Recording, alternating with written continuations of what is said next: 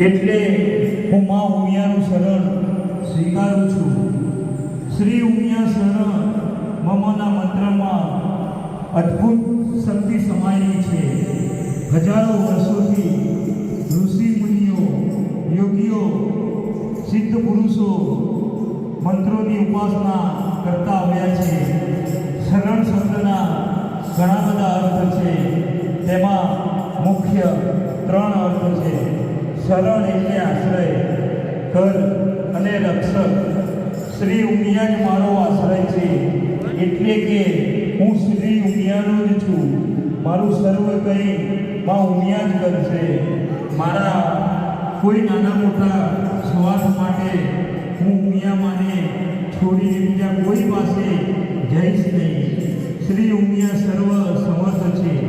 તેની છત્ર છાયામાં હું સંપૂર્ણ રીતે સુરક્ષિત અને નિર્ભય છું. મને ત્યાં કોઈ પણ પ્રકારનો ડર નથી. આ શ્રી ઉમિયા શરણ મમનો મંત્રનો અર્થ છે.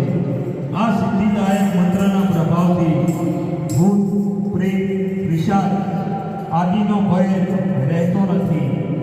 કોઈ સંકટ આવતું નથી. આવેલા સંકટ દૂર થાય છે.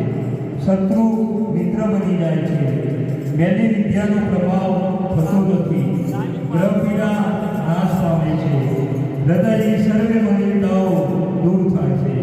સમસ્ત સંકટ દૂર થાય છે. હે જગતજનની મા ઉમિયા, હું તારા શરણમાં આવું છું. સદાય તું મને તારા શરણમાં રાખજે અને આ સંસારમાં સુખોમાં હું છકી ન જાઉં અને દુઃખોમાં ભાગી ના પડું તેવી તું મને શક્તિ આપજે. તારા શરણમાં આવનારની તું સદાય સાથ અને સંભાળ આપજે.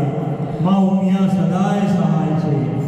મા ઉમિયા અહીંયા ઉપસ્થિત સર્વે ઉમા ભક્તોની મનોકામનાઓ પૂર્ણ કરે.